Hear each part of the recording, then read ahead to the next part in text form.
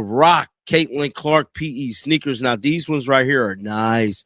I can't even lie. Steph Curry gets ready for tip-off and Caitlin Clark PE sneakers. Now, he did a lot. He pre-gamed in them, and he was shooting half-court short shots in them. But this right here lets you know how impactful the Caitlin Clark impact is, man. And these shoes are nice. I bet you Caitlin Clark picked out the colorway and everything. Bet money. Somebody said those MFers are icy.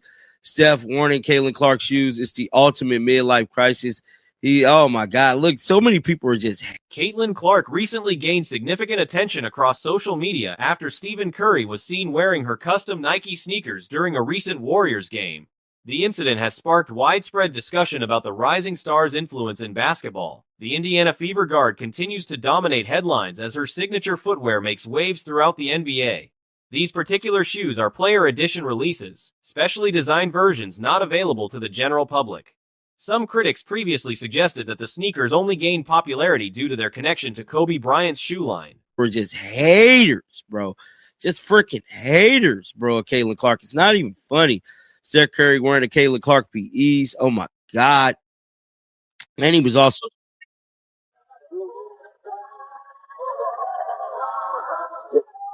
in the PE shoe.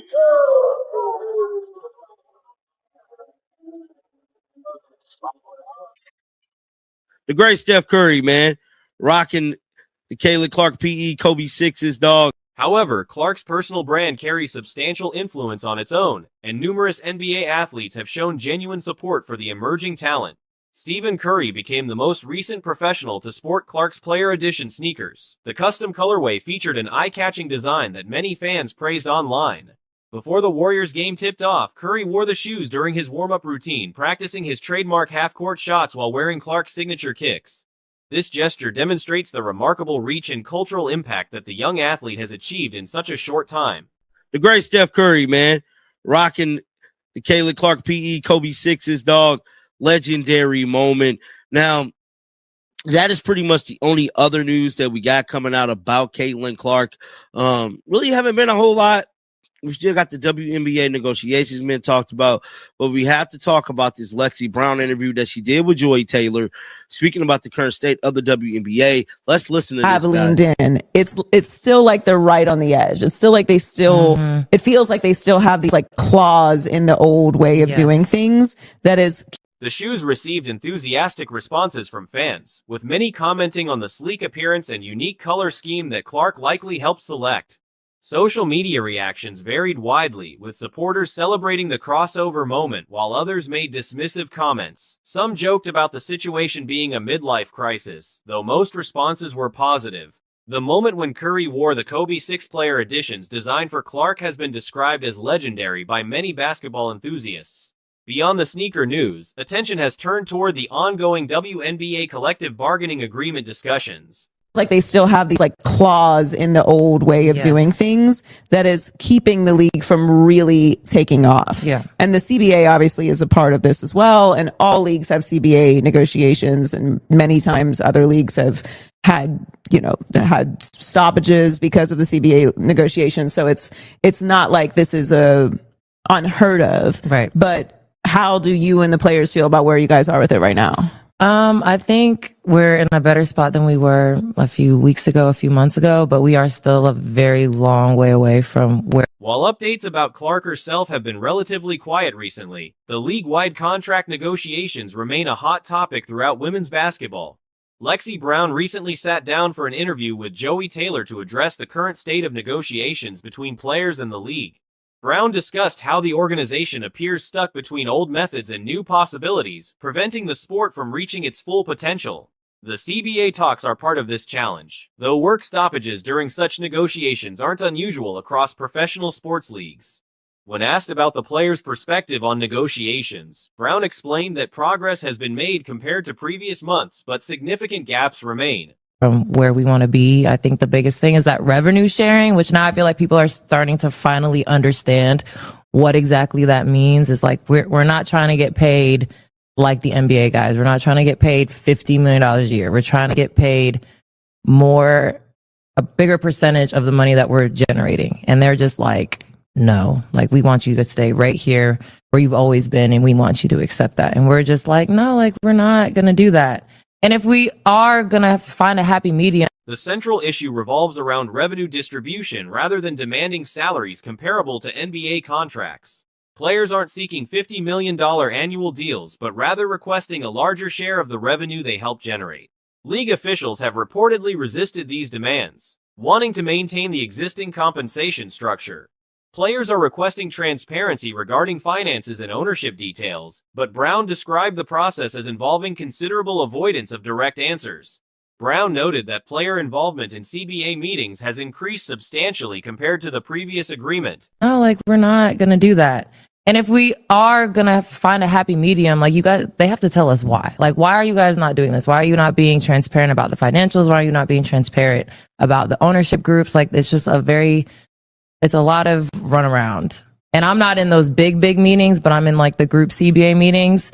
And, every meeting, there's more and more players coming on. And I was in the league for the last CBA, and it was not like this. I mean, that CBA was monumental for us at the time, but we knew that's why you put an opt-out clause, because While that earlier contract represented major progress at the time, it included an opt-out provision because players anticipated growth.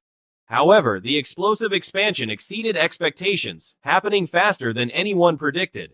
Players have maintained their responsibility to deliver quality performance for expanding audiences, and now other aspects of the league must match that elevated standard. Brown referenced commissioner statements about officiating improvements and other operational enhancements needed across the organization. The conversation also touched on public reactions whenever discussions arise about equal compensation for female athletes. Because you bet on yourselves, we're going to grow, but like we weren't expecting like this much growth and as fast as it happened, and it's been amazing to be a part of it. But like as players, we've had a responsibility to continue to put out a good product for all these new eyes, and now the league needs to step it up. Even in Fee's statement, she was talking about the officiating. That needs everything needs to rise to the occasion. I feel like we have been really the only things that have just rose with the moment, and now everything else has to follow. I feel like every time over the year, Brown and Taylor discussed how these topics consistently generate intense negative reactions online, particularly from individuals who aren't directly affected by player salaries. Despite not being finance professionals or business operators themselves, many social media users offer strong opinions about compensation structures. Taylor referenced the U.S.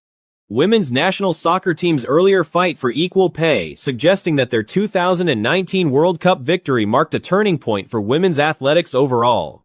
That moment helped initiate the current momentum in women's professional sports. The moment, and now everything else has to follow. I feel like every time over the years that any conversation has come up about women getting better or equal pay, like nothing is like chum in the water on the internet to these motherfuckers. Insane like thing. Women making money. Dog, you're not paying the WNBA players. You're not making one penny less in your life. Right. Every time it's a dollar amount. The negotiation status remains unchanged, meaning players could potentially call for a work stoppage at any point if discussions don't progress satisfactorily. Meanwhile, the unrivaled 3-on-3 basketball league has launched, though not all basketball content creators have engaged with covering the new format, as some prefer the traditional 5-on-5 game. Additional footage includes various game highlights, showing Clark and other players making impressive plays, including three-pointers, drives to the basket, and defensive stops. Clark has expressed excitement about returning to action after sitting out, looking forward to competing with teammates again and bringing energy to the court. While uncertain about playing time, the focus remains on competing hard whenever on the floor and staying active within the team's constant movement system. Is someone who's known for a range. Steph Curry was obviously known for his range as well, but you've now got Steph Curry shooting from the logo in Caitlin Clark's shoes, and that's like the first thing where it's like, yeah, from the logo. I will say this, where it's like, it is mad that the logo 3 is now considered Caitlin range. Like, we obviously had Curry range. More so than anything, we had Jimmer range. If we're being real, more so than ever, we had Jimmer range with that. As much as the Steph Curry range was a big thing, After weeks of watching from the sidelines, the anticipation for getting back into game action is clearly high. The potential partnership between Caitlin Clark and Stephen Curry represents what many consider an expected development in sports marketing. Clark, often mentioned alongside Curry due to their long-range shooting abilities, has drawn various comparisons throughout her career. Some analysts suggest her playing style bears closer resemblance to Tyrese Halliburton or even Magic Johnson with enhanced shooting capability rather than Curry himself. Despite debates about direct style comparisons, both athletes share recognition for their exceptional shooting range.